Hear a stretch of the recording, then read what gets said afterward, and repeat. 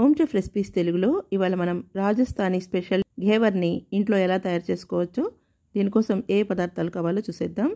ముందుగా ఒక మిక్సీ జార్లో 6-7 స్పూన్ల వరకు నెయ్యి కానీ డాల్డా కానీ వేసుకోవాలన్నమాట. స్వీట్ షాప్ వాళ్ళైతే డాల్డా ఉపయోగిస్తారు, మనం ఇంట్లో చేసుకుంటున్నాం కాబట్టి హెల్దీగా నెయ్యి వాడుకుందాము. ఒక 6 లేదా 7 స్పూన్లు వేసుకుంటే సరిపోతుందన్నమాట. దీనిలోకి ఐస్ క్యూబ్స్ చిన్నవైతే 4-5 లేదా ఈ విధంగా ఒక పెద్ద ఐస్ క్యూబ్ అయితే కనుక ఒకటి వేసుకుని ఒక 10-15 సెకండ్ల పాటు మిక్సీ తిప్పుకున్నామంటే ఈ విధంగా మనకు వెన్నలాగా ఫామ్ అవుతుందన్నమాట. ఇందులో ఉన్న ఐస్ని తీసేద్దాం. దీనిలోకి ఉన్న వాటర్ ఏమైనా వచ్చుంటే దాన్ని కూడా వంపేసుకోవాలి. ఇప్పుడు ఈ విధంగా ఒకసారి దీన్నంతా కూడా కలుపుకున్న తర్వాత ఇందులో ఐస్ ముక్కల్ని తీసేసి 1 కప్పు మైదా తీసుకుందాం. ఈ మైదాని జల్లించుకుని తీసుకుని సగం వరకు ముందుగా వేసేసుకుందాము. అలాగే 1 కప్పు మిల్క్ తీసుకుని అందులో కూడా సగం వేసుకున్న తర్వాత ఒక అర నిమిషం పాటు మిక్సీ పట్టుకోవాలి. తర్వాత దీన్ని ఒకసారి బాగా కలుపుకొని మిగతా 1/2 కప్పు మైదా కూడా ఇందులో వేసేసుకుని 1/2 కప్పు పాలు కూడా వేసుకున్న తర్వాత మళ్ళీ ఒక అర నిమిషం పాటు మిక్సీ పట్టుకోవాలి. ఇప్పుడు ఇందులో 1 నుంచి 2 కప్పుల వరకు నీళ్లు చేర్చుకోవాలి. దీన్ని మనము 2 సార్లుగా చేర్చుకుందాము. 1 కప్పు వేసుకుని మిక్సీ తిప్పుకున్న తర్వాత మళ్ళీ 1 కప్పు వేసుకుందాము. ఇది మనకు రవా దోశ కోసం బ్యాటర్ ఎలా కలుపుకుంటామో ఆ విధంగా ఇలా ఫ్లోయింగ్ కన్సిస్టెన్సీలో ఉండాలన్నమాట. దీన్ని మనము వడపోసుకోవాలనుకుంటే వడపోసుకోవచ్చు. మనం మిక్సీ పట్టుకున్నాం కాబట్టి వడపోసుకోవాల్సిన అవసరం లేదు. దీన్ని ఒక గిన్నెలోకి వేసుకుని బాగా కలుపుకుని ఐస్ క్యూబ్స్ వేసిన బౌల్లోనే దీన్ని ఉంచుకోవాలి. లేదా మనం చేయడం లేట్ అయితే ఫ్రిడ్జ్లో అయినా పెట్టుకోవచ్చు. ఇప్పుడు ఒక చిన్న గిన్నె తీసుకుని మన గేవర్ ఎంత సైజులో కావాలో అంత గిన్నె తీసుకుని దానిలోకి సగం వరకు మాత్రమే ఆయిల్ నింపుకోవాలి. అందులోకి మంచి రుచి కోసం 1-2 స్పూన్ల నెయ్యి కూడా చేర్చుకుని నూనె బాగా మరుగుతున్నప్పుడు మంటని మీడియం టు హై ఫ్లేమ్లో పెట్టుకుని ఈ విధంగా గరిటెతోటి కొద్దిగా పిండి తీసుకుని ఒక అర స్పూను అంత పిండి మాత్రమే బాగా పైనుంచి కొద్దిగా ఈ ఆయిల్లోకి మధ్యలోకి జారవిడుస్తూ ఉంటే చుట్టూ మనకు తేనె తుట్టె ఏ విధంగా ఉంటుందో అలాగా హోల్స్గా ఫామ్ అవుతుందన్నమాట. ఇలా మధ్యలో గ్యాప్ అనేది ఉండాలి. ఒకవేళ గ్యాప్ లేకుండా పిండి మధ్యలో కూడా ఫిల్ అయిపోతే మాత్రం 1 స్పూన్ కాడతోటి మధ్యలో మనం హోల్ చేసుకుంటూ ఉండాలి. లేదా చపాతీ కర్ర ఉంటుంది కదా, దాని అంచుతో కూడా మనం శుభ్రంగా కడిగి తుడుచుకున్న తర్వాత హోల్ చేసుకోవచ్చు.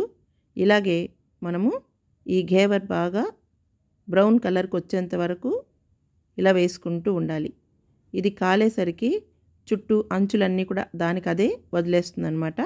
ఒకవేళ అలా వదలకపోతే మనం కేక్ని ఏ విధంగా అయితే డిమోల్డ్ చేస్తామో అలాగా చాకుతోటి కొద్దిగా మనం డిమోల్డ్ చేస్తే మొత్తం వచ్చేస్తుంది అనమాట. అప్పుడు ఒకసారి ఆయిల్లోకి డిప్ చేసి మిడిల్లో ఉన్న ఘేవర్ని కూడా పూర్తిగా కాల్చి ఆ తర్వాత తీసేసుకోవాలన్నమాట. ఇక్కడ చూస్తున్నారు కదా, ఈ విధంగా మధ్యలో మాత్రమే 1/2 స్పూన్ చొప్పున కొద్దిగా వదులుతూ ఉంటే ఈ బుడగలు ఫామ్ అవుతాయి. ఒక్కసారిగా పిండి పైకి పొంగినట్లు అవుతుందన్నమాట. అందుకే మనం ఏ గిన్నె అయితే తీసుకుంటామో ఆ గిన్నెలో సగం వరకు మాత్రమే ఆయిల్ తీసుకోవాలి. మిగతా సగం గ్యాప్ ఉంచితే అది పొంగినప్పుడు బయటకు చిందకుండా ఉంటుందన్నమాట. చూస్తున్నారు కదా, ఈ విధంగా గోల్డెన్ బ్రౌన్లోకి వచ్చేంత వరకు కాల్చుకుంటూ ఉండాలి. మనం తీసుకునే గిన్నెని బట్టి ఈ ఘేవర్ యొక్క మందం అనేది ఉంటుందన్నమాట. ఇక్కడ చూస్తున్నారు కదా, ఈ విధంగా చాకుతోటి అంచుల్ని ఇలా ఒకసారి మనం డిమోల్డ్ చేసుకున్నామంటే ఈజీగా వచ్చేస్తుంది అనమాట. ఇప్పుడు మనం స్పూన్తో దీన్ని కొద్దిగా ఆయిల్లోకి డిప్ చేసుకుని మధ్యలో ఉన్న ఆ వైట్ పార్ట్ కూడా కాలిపోయిన తర్వాత ఈ విధంగా చిల్లులున్న ఒక ప్లేట్ని తీసుకుని ఒక గిన్నెలో పెట్టుకున్న తర్వాత దానిపైన దీన్ని పెట్టుకోవాలి. ఇది ఆయిలీగా ఉంటుంది కాబట్టి ఈ ఆయిల్ అంతా కూడా కిందికి దిగిపోతుంది అనమాట కాసేపు వదిలిపెట్టేస్తే. ఇప్పుడు మనం తీసుకున్న పిండికి 4 ఘేవర్లు వచ్చాయన్నమాట.